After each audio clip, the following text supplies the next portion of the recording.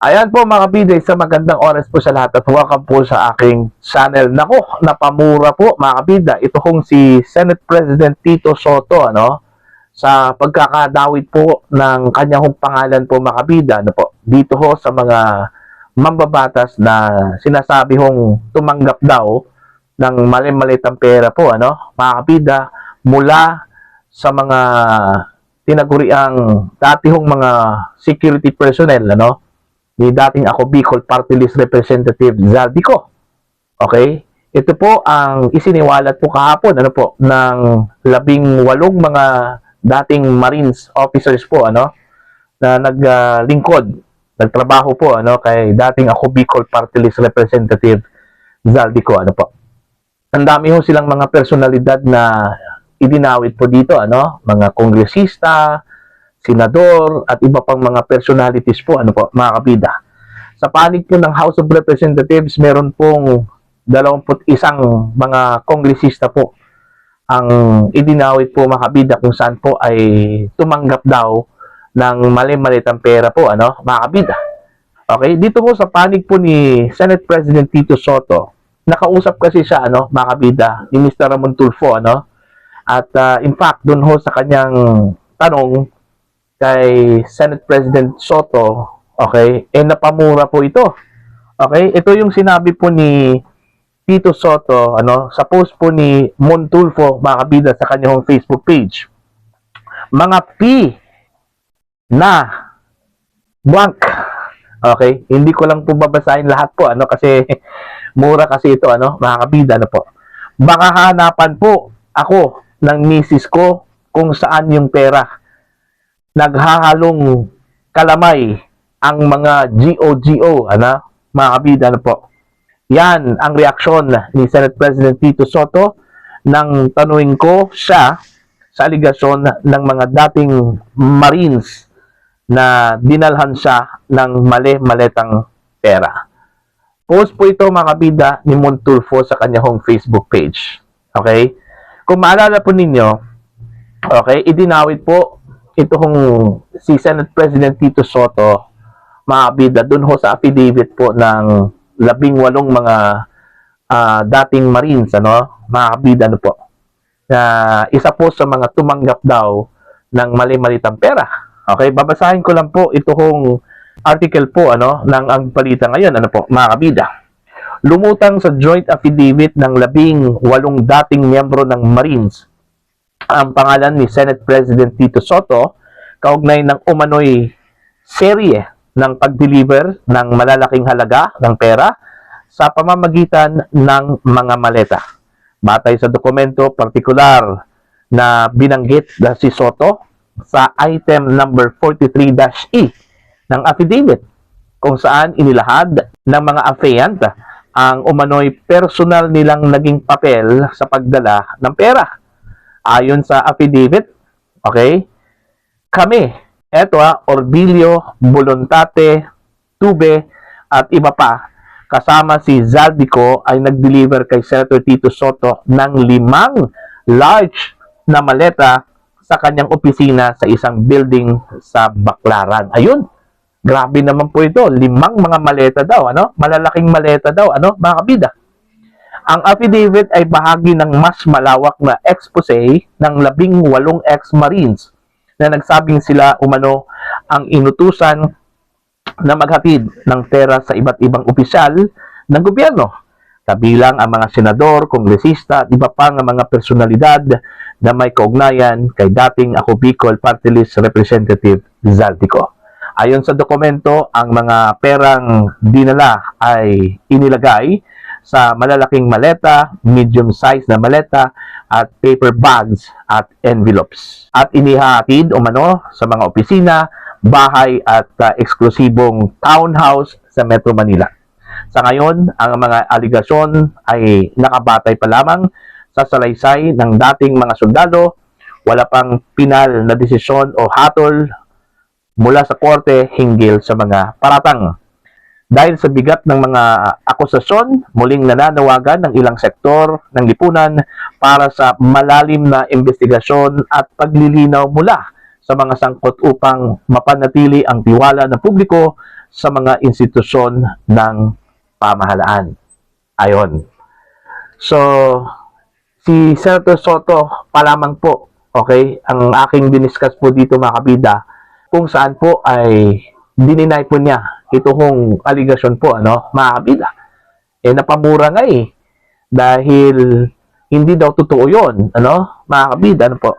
Anyway, nakabatay po yun, sa affidavit po ng 18 mga dating sundalo po, mga kabida. At meron po silang mga ebidensya po. Actually, kahapon po sa press conference, naglabas po sila ng mga photos, mga larawan po, mga kabida, during the delivery, Hindi natin alam kung meron ba silang photos ng delivery dun ho kay Senate President Tito Soto, Magdedepende po yan, sa pag-uusad po ng kasong ito, kung sakali man po humantong po sa kaso ito hong kanila hong revelation po, mga kabida. Okay, tandaan po ninyo, ito daw ay part 1 pa lang. Meron pa raw part 2 dito, mga kabida. At yun yung aabangan po natin kung gaano po katindi yung part 2 kaysa dito sa part 1. Kasi dito pa lang sa part 1 po, mga kabida, matindi na po yung pasabog po ng mga dating sundalo po, mga kabida. Alright? Ang dami ho silang mga revelation po doon. Unang-una po, yung pagkakasangkot po ng mga ilang investigador po mula sa International Criminal Court, Kasi idinawit po, mga kabida, yung ICC investigators po dito, na sinasabi hong meron dong inilaan na pera, po. Ito hong si dating ako Bicol Party List Representative, kung saan it turned out na itong mga foreigners na sinasabi po, okay, ay ito pala yung mga investigador daw, ng International Criminal Court. At in fact, na sali din yung pangalan po ni Trillanes dito, kakabida. Although, dininay po ito ni dating Senador Trillanes. Hindi daw totoo yon. At in fact, kakasuhan doon niya ito hong si Attorney Levi Baligod, okay, at ito pong 18 mga dating mga sundalo po, mga kabida, dahil ho sa pagpapakalat ng kasinungalingan po laban ho sa kanya, mga kabida. Okay? So, yun po, parang telenovela po ito, po, mga kabida, na kailangan po nating abangan araw-araw po kung ano po ang susunod po na kabanata po, mga kabida.